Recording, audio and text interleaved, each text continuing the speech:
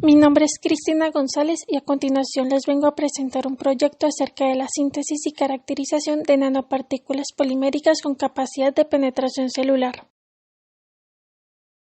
Actualmente, las nanopartículas son usadas para mejorar la efectividad de tecnologías como el contraste en imágenes de resonancia y el transporte de fármacos.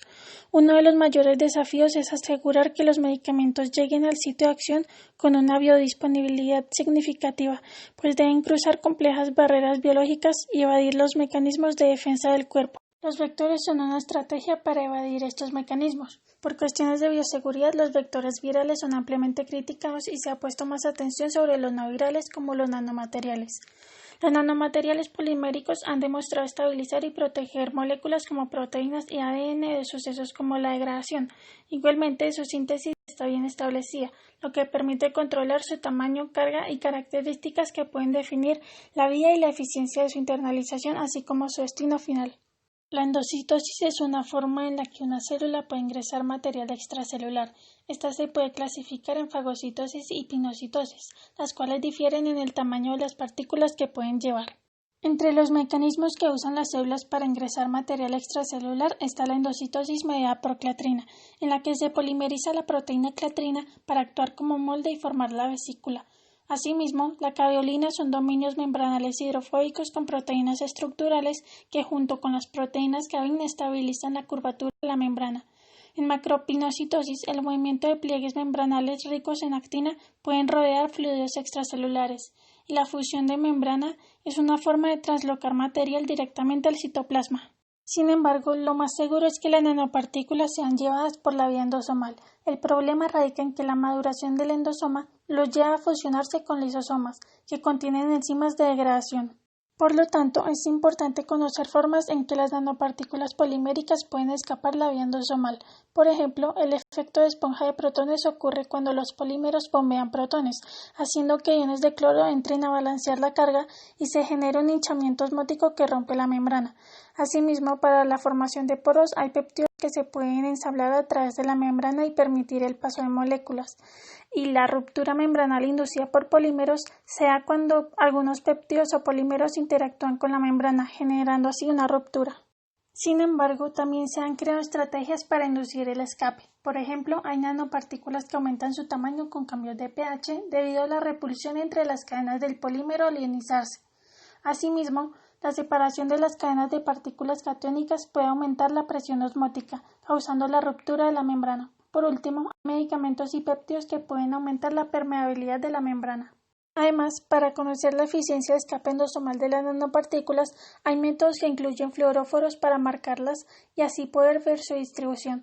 Además, hay ensayos de fuga ex vivo e in vitro que examinan la capacidad de un material para inducir fugas en las membranas. Para el desarrollo de este proyecto se propone la síntesis de nanopartículas poliméricas a base de gelatina y quitosano y su respectiva funcionalización con buforina 2, un péptido proveniente de los sapos Bufo gargarisans con alta capacidad de translocación celular, que junto con la capacidad amortiguadora de las nanopartículas puede llegar a ser un sistema con gran habilidad de escape endosomal.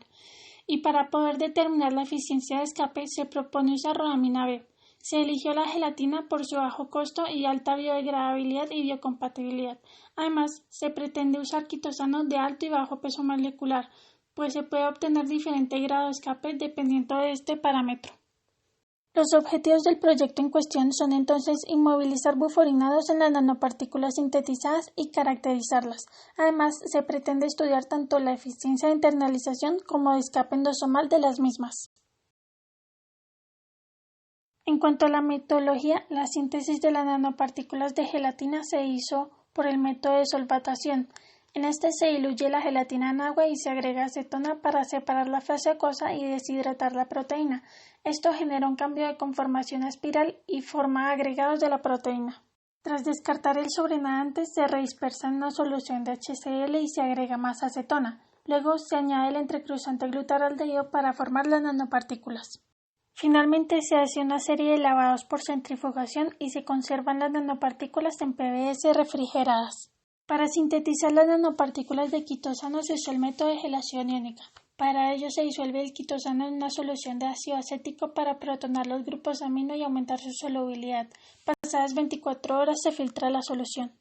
Luego se agrega el entrecruzante tripolifosfato de sodio que interactúa con las cargas positivas de los grupos amino en el quitosano.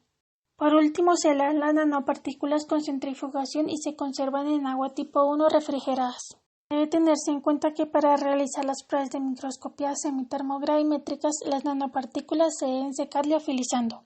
Para conjugar las nanopartículas con la euforina, primero se sonican y luego se agrega glutaraldehído para unir el péptido. Luego, se marcan con rodamina B oscuras para evitar el fotoblanqueo del fluoróforo, haciendo uso de ES y NHS como entrecruzante. Acá se ven los grupos funcionales de la euforina y la gelatina, donde destacan los grupos amino y carboxilo.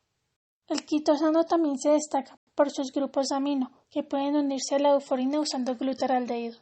Aquí se puede observar la estructura química resultante de unir la euforina y la rodamina. Para comenzar, se determinó la carga superficial de las nanopartículas en solución con el Z-Sizer. El potencial Z permite obtener una medida de la magnitud de repulsión electrostática entre las nanopartículas. Como se observa, las de quitosano tienen un potencial cercano a 0 y las de gelatina a -10, que es lo que se requiere para una mayor estabilidad coloidal. Se ha reportado que con la gelatina disminuye la aglomeración al estar en un pH lejano al isoeléctrico, lo cual explica el aumento negativo en el potencial al estar en un pH de 7.4. Para evaluar el tamaño de las nanopartículas en solución se usó el Z-Sizer. La gráfica muestra que su tamaño está entre 100 y 500 nanómetros, lo cual se considera beneficioso para su internalización. La espectroscopía por transformada de Fourier se usó para identificar los grupos funcionales en las muestras. Teniendo en cuenta la estructura del quitosano y las absorbancias encontradas para el quitosano en estado puro, se evidencia que las nanopartículas obtenidas presentan las mismas absorbancias en las longitudes de onda correspondientes a los grupos funcionales amino y carbonilo. Igualmente, las nanopartículas de gelatina muestran picos característicos de la gelatina tipo B pura, sin embargo, con una menor absorbancia, posiblemente por una baja concentración de las nanopartículas en solución. En negro se encuentra el espectro de la euforina. Teniendo en cuenta su estructura y grupos funcionales, se observa que las nanopartículas con el péptido presentan un aumento de las absorbancias en las longitudes de onda de los grupos amino, carbonilo y en las SN. Teniendo en cuenta que al conjugar el péptido a las nanopartículas de quitosano de bajo peso molecular ocurre el mismo aumento de las absorbancias y con las de alto peso molecular pasa lo mismo, se puede considerar que la funcionalización de todas las nanopartículas fue correcta.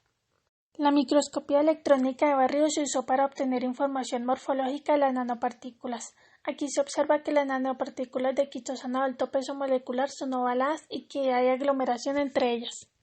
Las nanopartículas de quitosano de bajo peso molecular son más redondas, pero también se evidencia aglomeración. Si bien las nanopartículas de gelatina también muestran aglomeración, su morfología tiende a ser filamentosa. La microscopía electrónica de transmisión se usó para observar la morfología y estructura a una mayor resolución. En la imagen se observa que las nanopartículas de quitosano de bajo peso molecular tienen un tamaño cercano a 10 nanómetros. Esto puede significar que los resultados obtenidos en SEM y en el Z-Sizer son en realidad aglomeraciones de las nanopartículas con este orden de magnitud. Con microscopía confocal se observó la internalización de las nanopartículas en células THP1. Las nanopartículas de quitosano de alto peso molecular muestran fluorescencia en el citoplasma, lo cual indica una correcta internalización y escape endosomal. Con las otras nanopartículas es posible que la conjugación con rodamina no se haya efectuado. Además, la confluencia es muy baja. En cuanto al trabajo realizado, se puede concluir que la síntesis de las nanopartículas y su funcionalización con buforina fue exitosa. Además, las pruebas en potencial Z muestran que efectivamente hay una inestabilidad coloidal que puede explicar la aglomeración entre las nanopartículas.